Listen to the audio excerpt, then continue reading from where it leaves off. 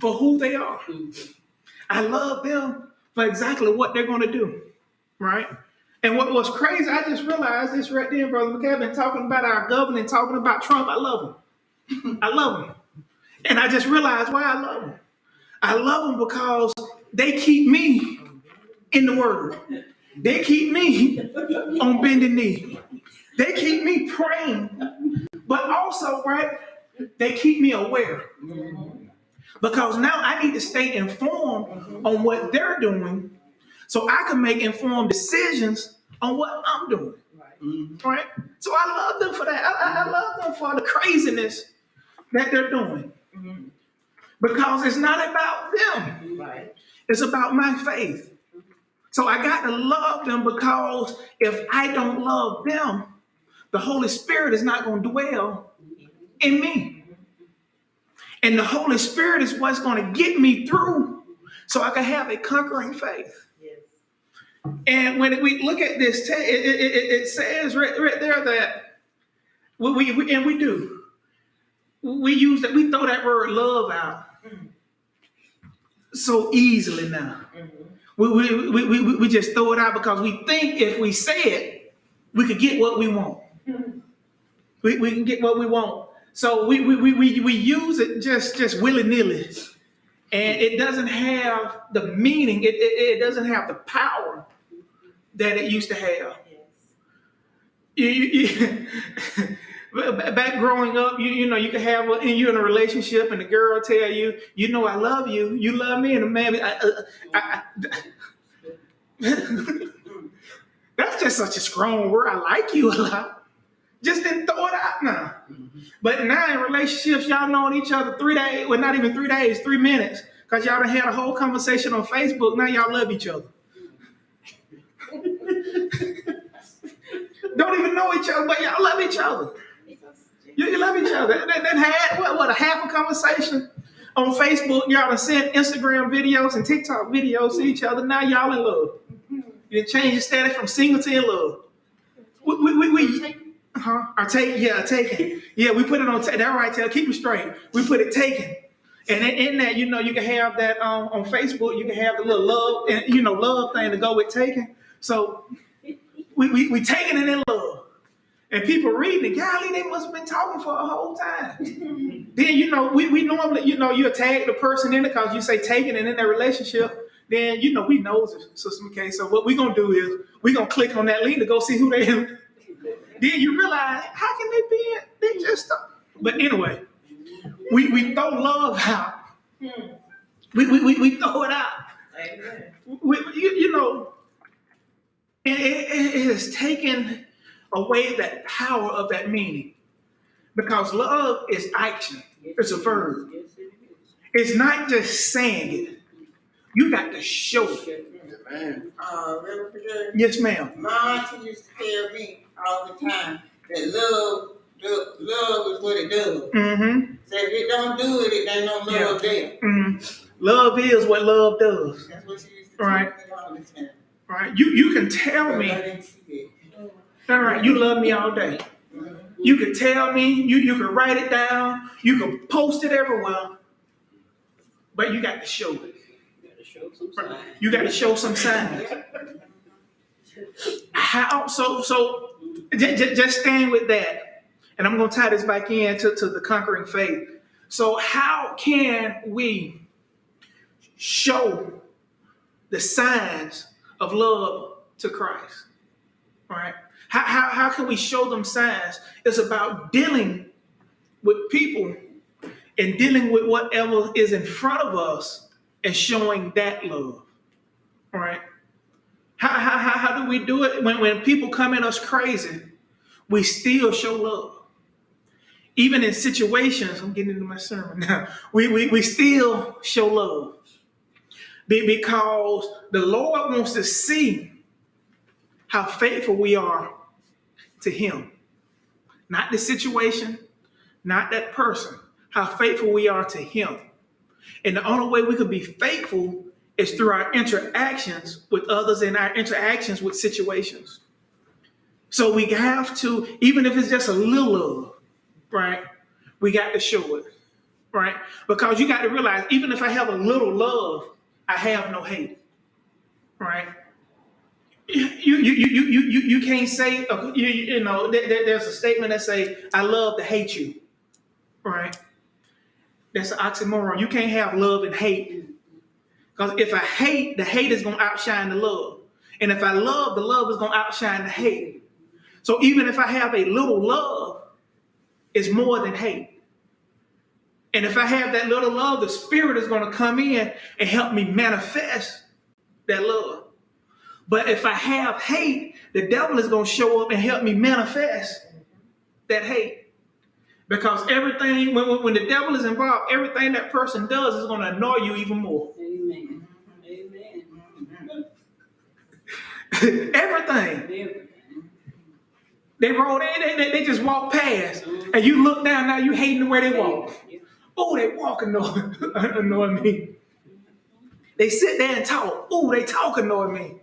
But 3 days before that, you used to love the way they walk. You used to love the way they talk. Right? Because you had a little love there. And everything they did, no matter what it was, it manifested. Because the love you had. All right? But now that hate took over and the devil came in, everything manifests even more.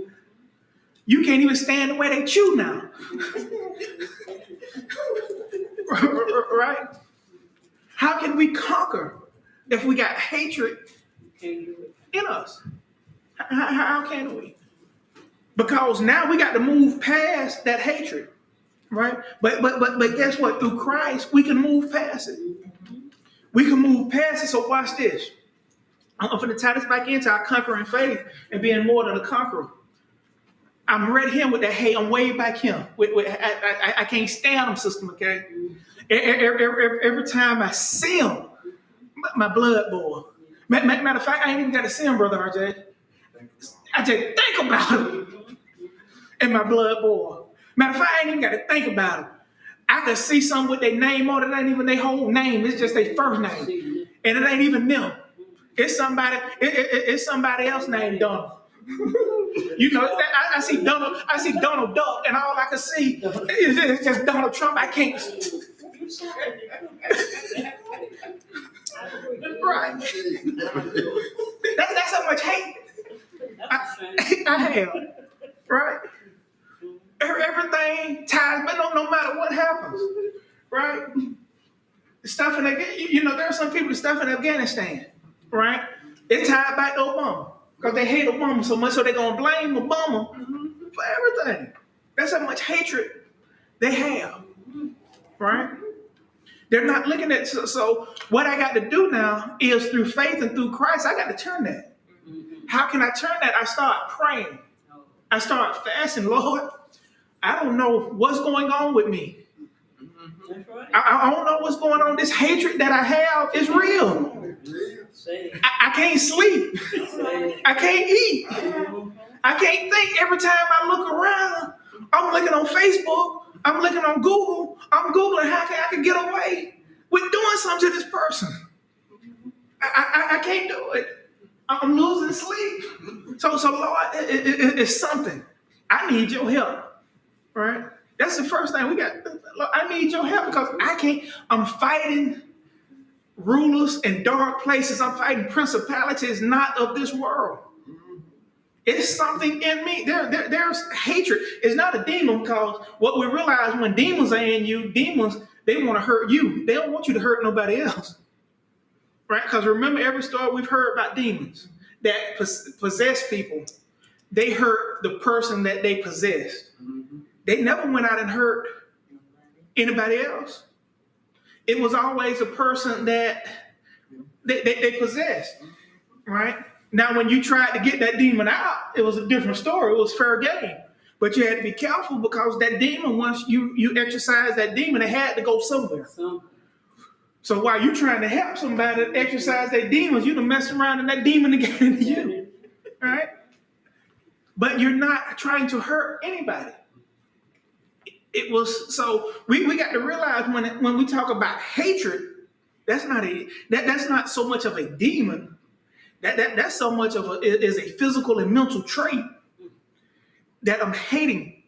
So Lord, I need your help because this is a spiritual warfare. I'm in a spiritual war right now.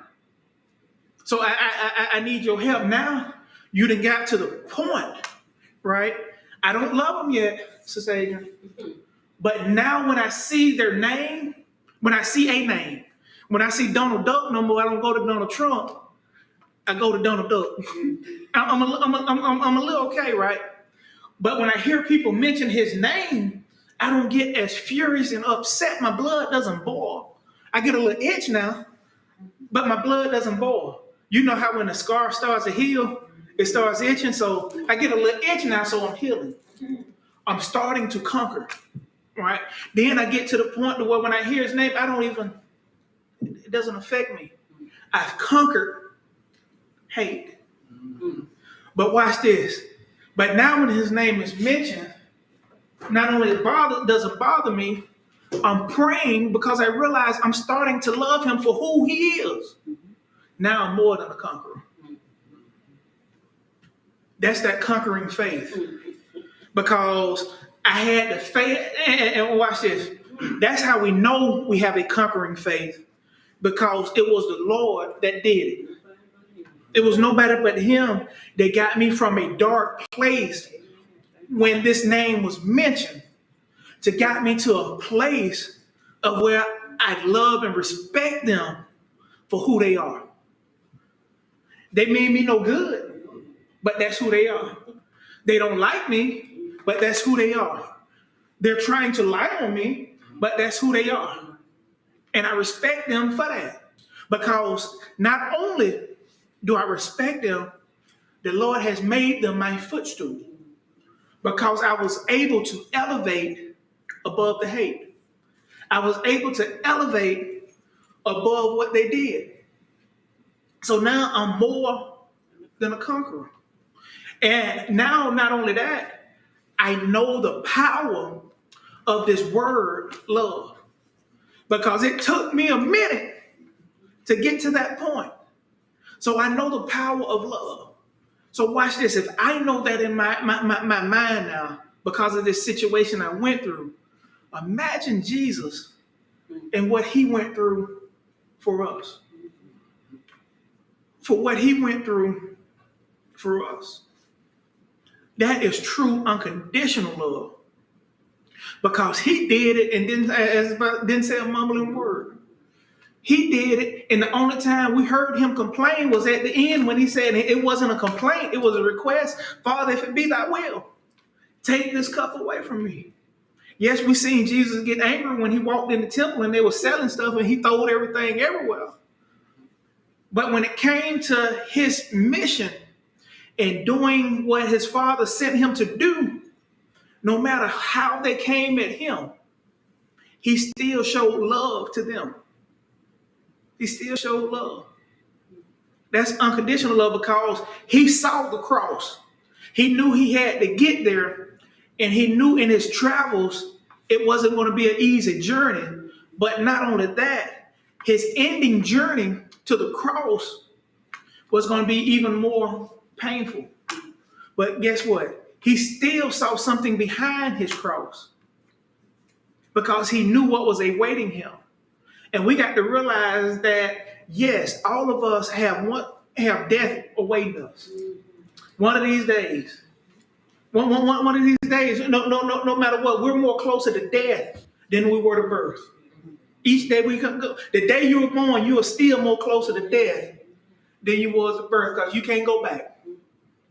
You can't go back. So we're always closer. But our faith tells us that we have something waiting for us after that. So not only do I have faith, I got a conquering faith because I realize I'm going to even conquer death because Christ conquered death. I'm going to conquer it. And watch this. Regardless of what we say or how we say it, you're going to pass through death. Either in hell, you're going to lift up your eyes, or in heaven, you're going to dwell. But we're going to pass through.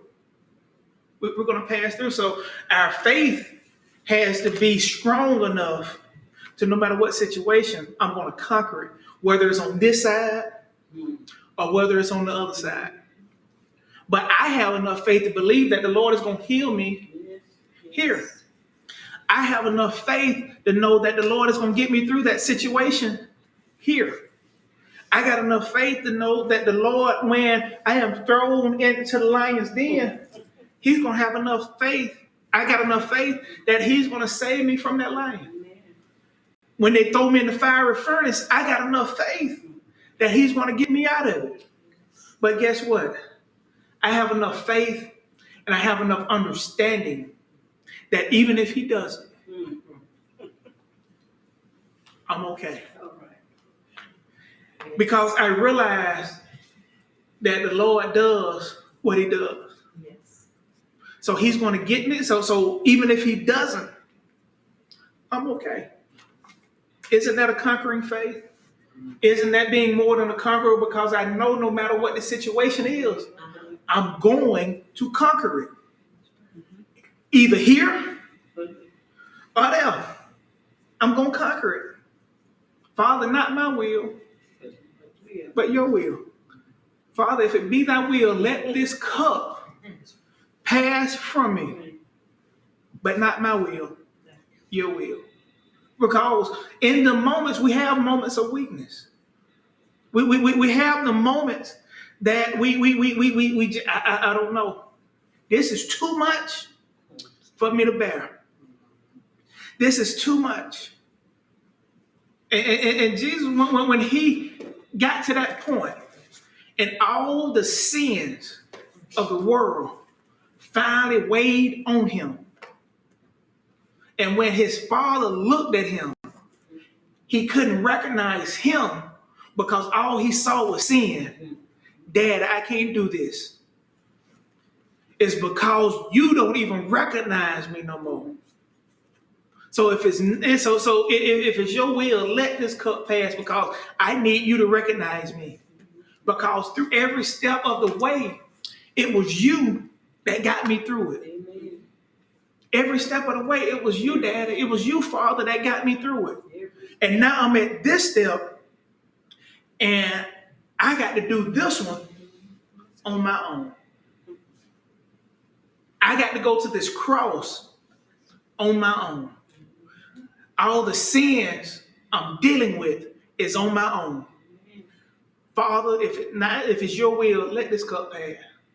But not my will, your will. Because I realized what you told me I had to do, and I agreed upon it before I even came down and told you to give me a body. So I got to do this. When we said, for Lord, for Christ I live, right? When we said, I believe in God the Father Almighty, maker of heaven and earth. When we said, I believe, and we were dipped and came back up, we did the same thing that Jesus had with that conversation with the Father in heaven. And it ain't no, we don't have no biblical, reference of this. But in my spiritual mind, when God was there, he said, I've sent everybody. And these Negroes just didn't listen. I've sent everybody, Brother RJ, and they just didn't listen. I'm through with them. Because remember, for 400 years, God said, I ain't talking to them. Wash my hands with them. Let them do what they want to do. Let them do what they want to do. Conversation, Jesus said, Daddy, we can't keep doing this, right? We got to do something. We got to do something. He said, well, son, why won't you go down and be the sacrificial lamb? Yes. All right, I'll do it. But he said, I got to tell you, when you get ready to go down there, they're going to lie on you. They're going to talk about you. Yes. They're going to spit on you. They're going to beat you. They're going to call you everything but a son or child of God. Yes. Okay, Dad. Prepare a body for me. I'll go. So when we stood here and got baptized and came back up before we got baptized, because all of us, before we even said, I'm going to join the church, before we even got to that point, the Lord was dealing with us. We've had conversations with the Lord. Lord, are you sure this is what you want me to do? I can't sleep because every time I go to sleep, I hear the Lord telling me it's time for you to join the church. But not only is it time for you to join the church, it's time for you to be baptized. It's time for you to stop running and come back home. And we had them conversations. Lord, are you sure? Lord, I don't know about it. I'm not understanding it. But lo and behold, we did. But lo and behold, we did. And we learned through studying and all of that, that when we became a child of God, the road didn't get easier, right? It just became bearable, right? It wasn't an easy journey, but it was bearable now because we had some new tires. We had some new shocks. The road was always bumpy, but now we got the new tires. Since we had the new shocks, we could kind of glide over them bumps a little bit more better.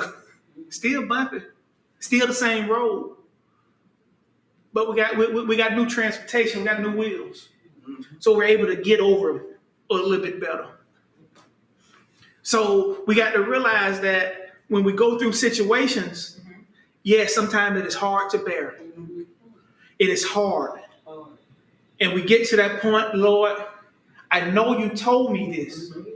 I know you warned me of this, but I don't know if I can deal with this. Right? And the Spirit comes in and say, you got it. Don't give up. Take one more step. You remember that saying, told me that just to get up and go to church. Some told me to get up and go to this place. Some told me if I just get up out of the bed, everything will be all right. Yes. Right? That was the Spirit telling us, just keep going. Keep going, because why? You got a faith in you. And I'm going to show you how to conquer this situation that you're going through. So, Lord, not my will, but your will. I got to have that faith. That's a conquering faith. It says right here, moving on in the Bible story, at the time, and I'm skipping down, this is like the second verse. At the time, many teachers were claiming they were prophets from God. Therefore, John gave the believers acid tests to identify true teachers. Only teachers who were truly inspired by the Spirit of God would openly confess the crucified, resurrected Christ. Second, true believers would not entertain lying prophets. True believers would pay attention to persons who had been part of the ministry of Christ and had the anointing to share the gospel of Christ. So watch this. We've dealt with ourselves in that first part that I talked about. You know, about being more than a conqueror. I mean, having faith in being more than a conqueror, right? But along this journey, we got to have people around us and with us, and that can guide us to help us through them situations, right? To help us through it. Jesus had even got set for that moment at the cross. He had God guiding him through every step of the way. That's why, if you notice, no matter what Jesus went through, what did? He prayed to the Father before he did anything. Yes. Before he did anything. Even in his wilderness experience, it was the Spirit that led him in the wilderness. So he was okay even through that because he had the Spirit with him. So we got to realize we got to have some people with us, around us, that can help us get through them situations. And what John is saying here, there were so many people claiming to be prophets that were leading people down the wrong road. And he had to show them or tell them, how can you identify these prophets? How can you identify the false prophets? Because they would not mention Christ. They would not talk about the resurrected Christ.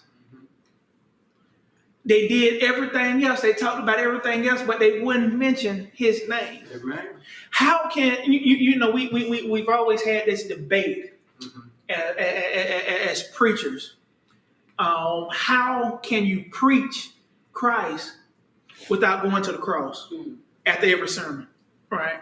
We see our Baptist counterparts, they always end at the cross because you got to have, how can you be a Christian without talking about Christ? Yes. What I've realized is I don't have to go to the cross every sermon, but I need to mention the cross in every sermon, right? I don't have to end with it, but I need to talk about Jesus, because how can I be a preacher of the gospel without talking about Christ? Yes. How can I be a preacher of the gospel without letting us know that the wages of sin is death, right?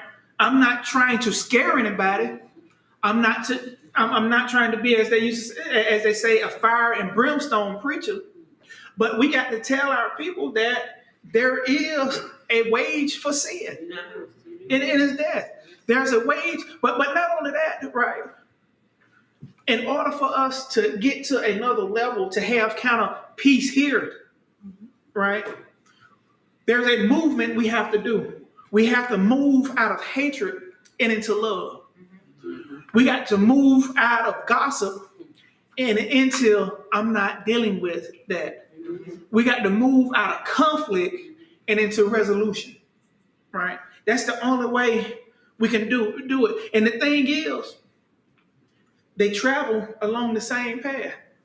If you have all of us on a 4-lane highway, you got them 2 lanes. And both of you got 2 lanes going this way and you got 2 lanes going that way. And you got somebody that's going the same direction you, but not trying to go at the same destination as you. So you got this person traveling along with you, Brother McKay, same road, right? But their exit is hell and yours is heaven. But if you're not careful and not paying attention, if they get in your lane and you start following them and not paying attention, you'll end up on the wrong exit.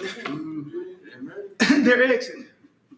So you got to realize that in this, you got to make sure that if you're following or somebody's leading, you're making sure they're leading you in the right way. John is telling you this is how you identify the ones that's leading you. They're not going to mention Christ. Even today, you'll see preachers that will not mention Christ nowhere. I'm not talking about one Sunday they're not talking about it. I'm talking about just about every Sunday they're not talking about it. How can you call yourself a Christian preacher if you're not talking about Christ? So he's telling us this is how you can identify that. But not only that, when you identify it, you need not associate with it. Because if you continue to associate with it, and that's that bad apple, sooner or later that badness is going to rub off on you. Right? They're saying birds of a feather flock together. Right? I don't really, if you're strong-minded, right? Because they tried to associate Jesus with criminals and tax collectors and all that because that's who he hung around. He hung around them because that's who he needed to save. That's who was lost. So if you're in a group and you're trying to save the lost, you still have to be careful not to allow them to rub off on you. Which, other words, watch this. If you're in that bunch, make sure you're the leader and not the follower. Right? Because you're trying to lead them to Christ. Every time Jesus walked in, he was humble enough not to lead, but he was strong enough to lead. In other words, he was humble enough to say, I don't have to be out in the front, right? But I'm strong enough to be able to lead you the way I need to go. And your insecurities is not going to fall on me. What's going to happen is your insecurities is going to motivate me to get you closer to where I need you to go. Right? So John was telling them that this is what we have to do. Make sure you are aware of these people and do not associate yourself with these people, or better yet, do not allow these people to lead you, because they're going to lead you somewhere that you don't want to go. Amen. They're going to lead you somewhere that you don't want to be. And you know, growing up to both Sister Tell and Brother RJ, and I think all of us here can agree with this, our parents always told us, you don't want to do that. You don't want to hang out with that. You don't want to do this. But we didn't listen because we thought they was just trying to kill our fun. Right? That's what we thought. But I realize now that they didn't want me in that crowd because that crowd was leading me. I wasn't leading, and maybe I was one leading that crowd down the wrong way. But let's just be honest. Let's just be real. All right? Maybe they didn't realize it was me that was being, right? But regardless of it, they saw where it was going. And it wasn't going in the right direction. So they was trying to tell me to be aware of those false prophets. And once again, it goes on. I'm going to jump to this. It is the Holy Spirit who keeps believers connected to the person and the power of Jesus Christ. Even, watch this, even in the wrong situations, right? We may be loving stuff for the wrong reasons, but if we still got love in us, Christ can intercede for us, right? But if we have nothing but hatred, the Holy Spirit can't even intercede for us. It could give us warnings, right? You know, as like you're traveling along the road and you have warnings about slow down. You have warnings about this, but you ignore the warning signs. And lo and behold, because it told you to slow down, it didn't tell you it was a speed bump. It just told you to slow down. And here you go, traveling at about 55. And the speed, and for the speed bump, you're supposed to go over at 15. And you done hit it at 55. Then flew up and about tore up your car. And what's the first thing we say? They should have told me. They put a speed. They just said, slow down. Right? But when the Lord intercedes for you, right? Not only he's going to say it's a speed bump, he's going to do something to slow you down before you get to that speed bump. So in other words, you know how you have them little small little bumps that warns you something is coming? So time you start hitting it, you know to kind of slow it down till you get to that speed bump. Then you already kind of slowed down. So he has interceded for you. Or better yet, right here on Highway 2. If you cross over the line, they got the little ridges so it knows when you're crossing over. So the Lord is interceding, saying, hey, look. No, you ain't even too close. You there. You need to get back to where you need to be, right?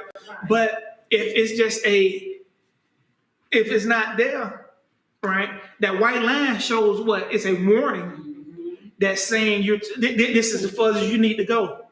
But if it's not nothing interceding, we may be on that white line, and before we know it, we're on the grass. And most of the time when we're doing it, we're like this. So he intercedes on us and says, it's time for you to put that phone down because it's and you know, so you get right. So when we have the Spirit with us and we have some type of love, he will intercede for us. He will always give us warnings, but he will intercede on our behalf. And once he intercedes on our behalf, we started doing what we supposed to do, right? We could start getting a little further in our life. We could get a little further in our faith. Because that's what, as I look what time it is, because that's what it all boils down to. It all boils down to this right here. Us getting a little further than we was yesterday. in our faith. But let me do it this way. When you first start working out, let's say you start doing push-ups on a daily basis, and you get down there, and Brother RJ, you tell Sister Sam, Mama, I'm finna start doing push-ups. I'm gonna do push-ups every day. So Mama say, you know what? Okay, I'm gonna get down there with you. And y'all get down there. Don't look at me. Sister Sam said, don't you get that idea. Right? Brother RJ does 5 push-ups that day. Sister Sims get down there and say, whoo, that was good. Right? When Sister Sims thought about getting down there, right? But it was a thought, right? So the next week, every day she thinks about it. Brother RJ does her 5, she gets and tries. So, but the next week, she gets down, right? It's progress. Then she gets down, she does a push, but she can't do the up. Right? It's process. It's a progress. Because she got down. So eventually, Sister Sim's going to be able to do that push-up. Then if she keeps at it every day, every week, or whatever, she's going to start being able to do more and more. Now she's conquered, but now she's more than a conqueror because she's conquered that one. Now she's able to do 2. Then she's able to do 3. Lo and behold, Sister Sims is outperforming Brother RJ. Because RJ kind of stopped and he didn't know Sister Sims was going in her room and said, I ain't gonna let him keep on beating me doing this, so I'm gonna work on this. Right? And lo and behold, Sister Sims come back. I said, okay, Brother RJ, let's do some push-ups. All right? And Brother RJ at 20, and he look up and Sister Sims still counting. He'd be like, Mama, how you? Because Mama was more than a conqueror. Right? So in our faith, we got to realize it boils down to this right here. We got to be able to take a step further every day. That's right. We cannot allow that situation to stop us. So we got to keep stepping a little further. We got to keep believing that every step we're going to take is getting us closer to the end of the situation that we're in. But watch this. Every step we take, because even if we're not in a situation, that means every step we take is getting us closer to a situation. But every step I take is getting me closer to my destiny. So no matter the situation, no matter what the problem is, it's getting us closer. And that is what having faith is. That's what having that conquering faith is all about. So in my closing, as I went over, we got to look at it this way. As we walk throughout the rest of this week, as we walk throughout the rest of this month, I'm going to do my summary. My summary. As we walk through the rest of this week, as we walk through the rest of this year, Sister Taylor, as you walk in and out of school, walk in and out of classes, I want you to keep this in mind, that no matter what the teacher throws at me, I'm going to conquer it. Even if it's a test that I didn't study for, they might have me this time, but I'm going to conquer that test. No matter what the situation is, because I am a child of God. And he has me through this. So I'm going to get through it. No matter what you face in school this year, I'm going to walk in and I'm going to walk out of it even better than I was when I walked in.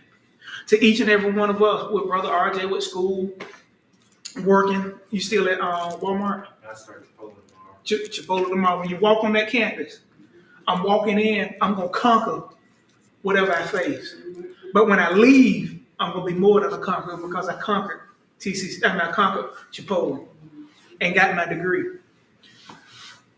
So as we walk for the rest of this year, all right, no matter what we face, no matter what comes our way, we're going to walk through it because we're more than a conqueror. I'm not even a conqueror, I'm more than a conqueror. So not only am I going to get through it, I'm going to fly through it because the Lord has me. Because the Lord has me. I thank you, and I'm turning it back over to the hands of our superintendent. Thank you, Pastor, for that fine teaching and review. I have all that today.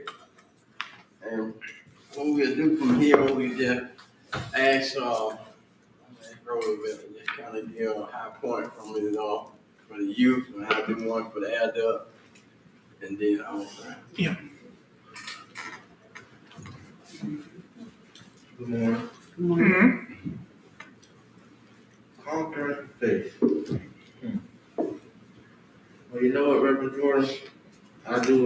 I've enjoyed what you talked about this morning, and I'm gonna do just that. In any class that I walk into tomorrow, or any class that I might have to do virtually. And Taylor, I want you to do the same thing that I'm gonna do. We're gonna go in these classes, whether we in a class with people we know or we want to meet new people, we're gonna go in there and we're gonna conquer these classes so we can do good and keep on going. Hey, hey. Okay, I'll do the high point for the adult. Conquering faith. The key word was God is love, and those who abide in love abide in God, and God abide in them. Conquering faith. See, many genuine believers and Christians got persecuted and sometimes face harsh punishment for some of the things that we achieve and still achieve.